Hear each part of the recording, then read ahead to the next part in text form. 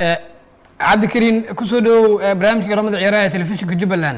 لو وما سنتها وكنا جبلان تي في برنامج قرامتنا أدبان والله سعنا مقالة مقدشنا وعلى قد وضع وأنا دوهاي وطي عبد الكريم مركر waxaad nooga warbixisay guud ahaan tartankii degmooyinka gobolka Banaadir iyo guud ahaan ciyaaraha kala duwan ee caasimada ka socda iyo qaabka u socdaan waa macsan tahay ciyaaraha degmooyinka gobolka Banaadir oo labadii bil la soo dhaafay ka socda magaalada Muqdisho ayaa toddobaadkan lagu soo gabagabeeyay magaalada Muqdisho iyadoo ka qayb galeen kumanaan taageerayaal oo ka kala yimid qaybaha kala duwan ee degmooyinka gobolka Banaadir iyadoo tartankan markii dambe oo dhowr jeer baaqday ku guuleysteen degmada Dharkiinle ee gobolka Banaadir iyadoo 8 sano kadib ay ku guuleysteen tartankan wuxuuna qayb ka qaadanayaa tartamada isdhexgalka bulshada ee degmooyinka gobolka Banaadir ee qabtaan maamul gobolka Banaadir waxaana tartanka ka qayb galay 17 degmo ee gobolka Banaadir iyadoo markii dambe final ay iskugu yimaadeen ciyaartooyda degmooyinka waa bari oo 3 sano la soo dhaafay final imaanay iyadoo laba mar kamid ay ku guuleysteen iyo degmada Dharkiinle ugu dambeysay tartanka inay ku guuleystaan 8 sano ka hor tan qayb waxay ka noqonaysaa ciyaaraha sida aadka loo xiiseeyay kubadda cagta ee magaalada Muqdisho waatahay 8 sano kadib in ay ku guuleystaan tartanka degmooyinka gobolka Banaadir maxay uga dhigan tahay baad isleedahay adiga ahaan taariikh marka loo eego inay ku guuleystaan tartankan 8 sano kadib degmada Dharkiinle wax weyn ayay uga dhigan tahay iyadoo ilaa hadda dabaaldegooda ka socda degmada waxaan la arkayaa taageerayaal soo huday calanka degmada iyo finaanada ay ku xardhan yihiin guushu waa degmada Dharkiinle degmada waa bari oo loo soo daalanay tartankan inay ku guuleysanayaan ayaa aad isku soo diyaariyay isbuucan waxaan la arkayay taageerayaal lagu yaqaan degmada waa bari oo maamul ay qayb ka tahay tartanka inay ka soo qayb gashay iyadoo markii dambe rigoorayaal 4-3 looga adkaaday degmada Dharkiinle looga adkaaday degmada waa bari oo gobolka Banaadir ay ku adkaadeen degmada Dharkiinle ciyaartan oo ay ka qayb galeen wasiirka ciyaaraha iyo gudoomiyaha gobolka Banaadir ayaa noqonaysa ciyaar aad iyo aad loo jecleystay iyadoo waqti dheer lagu daray oo ilaa 30 daqiiqo ah markii ciyaarta la isla gaaray saqda dhexe habeenkii oo rigoorayaal ay ku qaadeen degmada Dharkiinle isdhexgalka bulshada ay qayb ka qaadanaysaa tartankan kubadda cagta ee gobolka Banaadir waxaan uu noqonayaa tartamada kuwooda ugu xiisaha badan marka laga soo tago tartanka dawlad goboleedyada oo Jubbaland hadda difaacanaysa iyadoo sanadkii la soo dhaafay la qaban tartankan ee sanadkan waxaa la filayaa in sanadka soo socdo tartankan la qabto waayay inta uu tartanka socday waxyaabihii ugu badnaa ee laga bartay Cabdi Kariim maxaa kamid ah kan waxaa laga bartay in laba mar uu baaqdo ciyaarta finaalka tartanka degmooyinka gobolka Banaadir oo hore looga baran iyadoo tartankan uu qayb ka qaadanayo sida bulshada ay u arkaan in kubadda cagta ama sportsku yahay waxyaabaha bulshada mar walba dhiirigeliya isla markaasna isku keena sidaas oo tartankan waxa laga dheehanayay iyadoo maamul cusub ee gobolka Banaadir Umar Maxamed Maxamuud Umar Finish gudoomiyaha gobolka Banaadir uu sheegay in sportska gobolka Banaadir laga hirgelin doono sida loogu talagalay dhalinyaradana ay u heli doonaan sida ciyaartooyda kubadda cagta dunida u helaan waxyaabaha dheeriga ee serviceka sida kubadda cagta dharka loogu talagalay sportska alamiitada iyo garoomaha heer caalami ah laga dhisay magaalada Muqdisho garoonka Stadium Muqdisho ee isbartiibada ayaa heer gabagaba maraya iyadoo uu ka mid yahay garoomada Afrika kuwooda ugu baaxad weyn 61,000 oo taageerayaal ayuu qaadaa garoonka kubadda cagta Stadium Muqdisho taas oo ka dhigan in Stamford Bridge iyo garoomada caalamiga ee Emirates uu qayb lixaad la ka qaadan karo isla markaasna isku waqti ama isku baaxad ay yihiin dhismaha garoonka ee Muqdisho dabcan wax badan ka bedeli doona sportska dalka guud ahaan waxyaabaha ugu badan ee uu ku soo kordhin karo bahda kubadda cagta maxaa kamid ah isleedahay marka laga yimaado in garoonkaas uu xamili karo in ka badan 61,000 oo taageerayaal ah garoonkan isbartiibada haddii la furo wuxuu qayb ka qaadanayaa in dadka jecleystay ama jecel ciyaaraha inay daawadaan ee u sahlanaan karto in kubadda si siman ay u daawadaan iyadoo garoonkan uu yahay garoon dadan oo wareeg ah isla markaasna hadda ku guda jiraan wasaaradda ciyaaraha inay kor laga dado maadaama cimilada Soomaaliya uu aad kuleel u yahay taas ayaa waqtigeeda qaadanaysa ayaa leeyahay sanado kadib laakiin hadda garoonka waa la diyaariyay oo wuxuu noqon doonaa mid kamid ah garoomada ugu casrisan ee geeska Afrika ee ku yaala isbartiibada ama Stadium Muqdisho bariismaadkii waxaa lagu qabtay tartanka bariga ee bartamaha Afrika kaas oo kumanaan taageerayaal dunida ka yimid ee daawasho u imaadeen wuxuu intaas ka dambeeyay burbur ayaa ku yimid sports gobolka Banaadir iyo Soomaaliya inuu hirgalo oo hore u socdo wuxuu qayb ka qaadanaya garoonka Stadium Muqdisho inuu horumar sameeyo Cabdi Kariim bariismaadkii waxaa lagu xasuustaa garoonkan inuu ka mid yahay garoomada inta ugu badan lagu qabto tartamada qaaradda Afrika kuwooda ugu waaweyn ma laga yaabaa in caasimada dalka Muqdisho ay mar kale martigeliso tartamada ugu waaweyn qaaradda Afrika oo ay qayb ka yihiin tartanka lagu magacaabo Sakaafaha bariga bartamaha Afrika oo Soomaaliya ay waqtigan qayb ka tahay ciyaartiisa waa mahadsan tahay ciyaarahan gobolka Banaadir iyo Soomaaliyaba mar walba Soomaalidu waxay dhihi jireen garoon kubadda cagta ee u siman sida caalamiga oo kale inaysan ka jirin Soomaaliya hadda magaalada Muqdisho waxaa ka jira garoonka Stadium Engineer Yariso ee magaalada Muqdisho ex Banaadir ee koonis lagu magacaabi jiray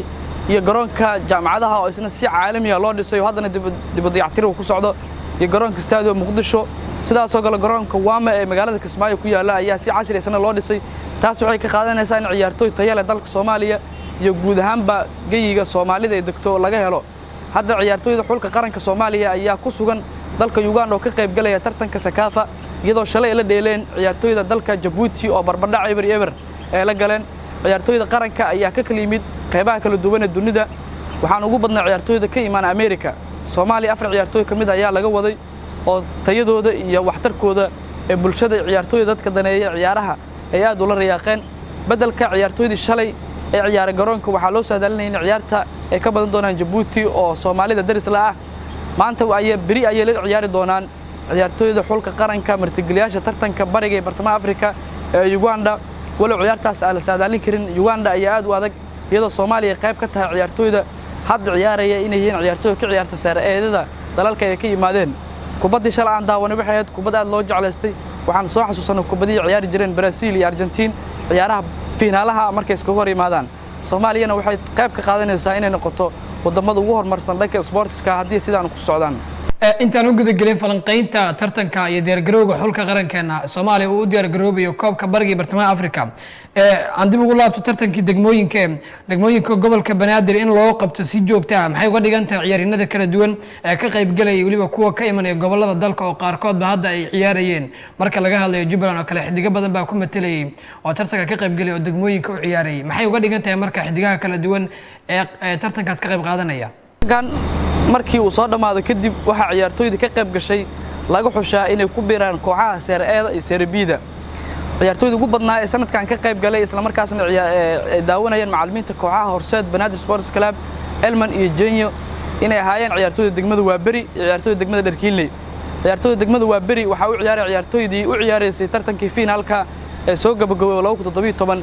ee xulka Jubbaland ay ku guuleysteen ilaa 5 ciyaartoy kamid ay ku ciyaarayeen magaca Jubbaland gaar ahaan ay ku matalayeen ciyaartoyda degmada Waaberi marka waxa la isleeyahay ciyaartoyda ka qayb gashay tartankan waxa u furan inay bedelkooda u ciyaaraan xidigaha ama kooxaha Serie A ka dhisan dalka ciyaartoyda qaar kamid ah horaal ayaa loo xushay waxa la sugay in la soo bandhigo kooxihii ay ku biireen tartamada kala duwan ee ka dhacay caasimadda dalka ee Muqdisho inta ugu badan xidigaha ciyaara tartamada kala duwan ee gobolka Banaadir ka dhaca waxa ugu badan xidiga ka yimaada gobolada dalka sida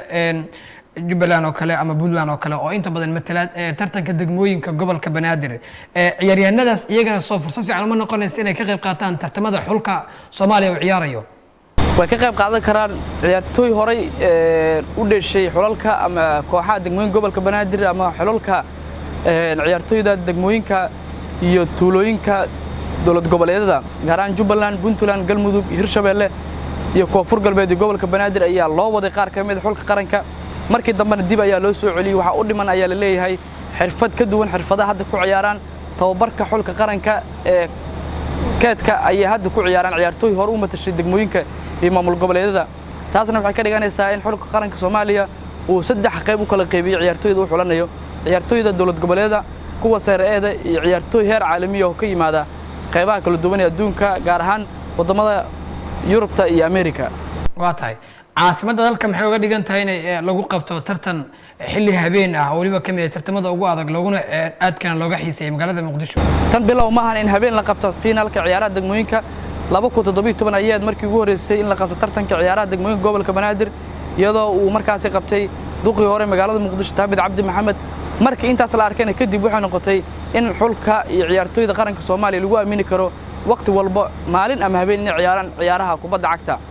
waqtiga wixii intaas ka dambeeyay ciyaartoyda ayaa dhiirigelin u noqotay in habeen la ciyaaro waxaan hadda lagu ciyaaraa xilli habeen salaxyada kala duwan ee magaalada Muqdisho iyo garoomo gooni u leeyihiin kooxaha ka jira dalka taas oo noqonaysa in cimilada ay la qabsan doonaan Soomaalida in habeen la ciyaaro ciyaaraha wayay sanadkan maxay ugu duwan tahay sanadii hore tartanka oo markaas qabsoomay ama la hirgelinayay guudaan tartanka gobolka Banaadir sanadkan wuxuu ugu duwan yahay in ciyaaraha la qabto saddex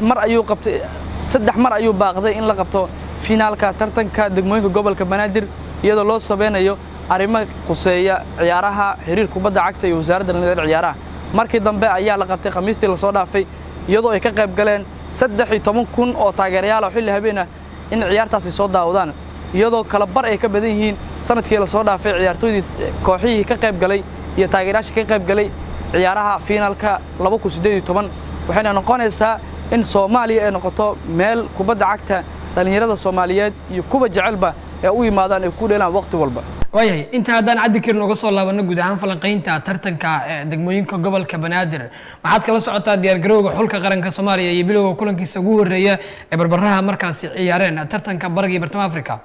ciyaartoyda xulka kubadda cagta ee qaranka Soomaaliya oo toddobaadkii aan ka soo gudubnay gaaray dalka Uganda ayaa noqonaya ciyaartoydii ugu tayada badnaa ee lagu xusho guud ahaan adduunka waxaana ka qayb galay 28 kamid ah marka lagu daro macallimiintooda inay matalaan xulka qaranka Soomaaliya ciyaartoyda matasha shalay ee la ciyaaray Djibouti waxay hayeen ciyaartoy xirfad leh oo laga dheehan karay inay yihiin ciyaartoyda libaaxyadii Afrika lagu yaqaan Soomaaliya tartamadii ka qayb gali jireen iyadoo goolal badan ay shalay iska qasaariyeen markii la ciyaarayeen Djibouti waxaana noqonaysaa in xulka qaranka kubadda cagta ee dalkeena Soomaaliya haddii sidan ku socdaan in meel fiican ka gaari doonaan kubadda cagta ee ka socda dalka Uganda ciyaaraha bariga iyo bartamaha Afrika marka laga hadlayo xulista xidigaha xulka qaranka matalaya inta ugu badan waxa laga soo xulay ciyaarina qurba jooga ama qurbaha ka yimid xidigihii ciyaarayay ama ka ciyaarayay horyaalka Muqdisho ee caasimadda dalka intooda badan lama soo qaadan maxay tahay sababta ugu weyn macalinka hogaaminaya xulka qaranka ayaa tilmaamay in ciyaartoyda matasha xulka qaranka markii hore laga xuli jiray gudaha dalka Soomaaliya xiriirada kala duwan ee kubadda cagta maamul gobolka Banaadir xiriirada gobolada ayaa ka qayb qaadan jiray inay xulaan ciyaartoyda ka imaana gobolada iyo kuwa gobolka Banaadir taas macalinka xulka qaranka uu ka doorbiday sanadkan iyo sanadkii horeeyba in ciyaartoyda si siman looga keeno adduunka waliba ciyaartoyda ugu xirfada badan ee ka ciyaara horyaalada iyo B ee dalalka horumaray ayaa hadda ka qayb galay tartankan 4 kamid ah ciyaartoyda xulka qaranka ayaa ka baxay magaalada Muqdisho iyadoo hogaaminayo xidiga Horseed ee lamarka 8 u wata ee Xasaasa oo kamid ah xidigaha la barbar dhigo ciyaartoyda horumaray Iniesta Xavi iyo Pogba iyo Pirlo oo kamid ah ciyaartoy banaanka ka shooda kubadda isla markaasna birta ama goolhayahaba uu kubadda ku toosiyo taas waxay ka dhigan tahay in ciyaartoy asal la midana laga keeno qurbaha shalay waan ogeyn wixii ka dhacay dalka Uganda Djibouti iyo Soomaaliya oo laba dal oo saaxiibo ah daris ah ehel aana inay wada ciyaareen inkastoo ciyaartaas Soomaali badan ay guul filayeen haddana ma aysan noqon ciyaarta ayaa barbardhac eber ku soo dhamaatay 90 daqiiqo ciyaartoyda xulka qaranka ayaa kubada badan dhinac mariya goosha iyadoo loo filan karay inay gool noqdaan waayahay maxaa markii laga filan karaa xulka qaranka Soomaaliya maadaama diyaargarow badan ay sameeyeen macalinkuna uu ku rajo weyn oo guul gaaro diyaargarowga ciyaaryahanada marka loo eego maxaa laga filan karaa kulamada kale ee ciyaari doonaan xulkeenu sida aan shalay daawanay ciyaartii xiisaha badan ee Djibouti iyadoo aan daawan doono bari kulan kamid ah kulamada ugu adag xulka martigelinaya tartankan ee Uganda ayaa noqonaya mid kamid ah kulamada Soomaaliya lagu ogaan doono in tartankan meel sare ama meel hoos ka gaari doonaan haddii Soomaaliya bari ay badiso waxay noqon doontaa in 4 dhibcood ay yeelato 4 kulan 4 koox ayaa ku jirta groupka ay ku wada jiraan Soomaaliya Djibouti Uganda iyo Eritrea kaasoo looga baahan yahay in laba kamid ah 4taas koox ay soo baxaan haddii Soomaaliya ay ka mid noqoto labada xul ee u soo baxaya xulka qaran koobka bariga iyo bartamaha Afrika soo ismari karo dabcan wadada guusha ee dhanka sportska ay dib ugu soo laabatay marka laga soo laabto kulamadii ugu dambeeyay ee guulaha ama markaas guul darooyinka kala soo kulmaysay koobkii World Cup-ka ee dalka Qatar sanadka 2022 la qorsheeyay in lagu qabto marka laga soo tago xulka qaranka waxa ka soo bilaabay guulaha labada sano la soo dhaafay Soomaaliya ku tigsanayso ciyaartoyda 17 jirada oo gaaray finalka under 20 ama 17ka ee Afrika kuwaas oo markii dambe dalka looga qaaday 3 gool ciyaartii finalka ee tageen Soomaaliya waxay noqon lahayd dalkii ugu horeeyay ku guuleystay ciyaar heer caalami ah ciyaartoyda juniorta wixintaas ka dambeeyna kulamo heer caalami ah ay soo ciyaareen xulka qaranka Soomaaliya guulo taariikhi ay soo gaareen walow kulankii ugu dambeeyay dalka ka soo bixi lahaayeen uu 3-1 ugu soo badiyay markii uu gudbi lahaayeen gurubyada stage-ka ee koobka World Cup-ka dalka Qatar lagu qaban doono tan waxay ka dhigan tahay xulka qaranka Soomaaliya aan ku ogaan doono bari guulaha ay gaari doonaan inuu sii socon doono iyo in kale kulanka bari ay la ciyaari doonaan dalka Uganda kaasina waxa uu cabdikariin maxamuud ibraahim shadane oo markaasi aan qadka taleefanka kula xiriirnay toddobaadkan ila falanqeynaya barnaamijka garoomada ciyaaraha ee telefishinka Jubbaland. هذا مدن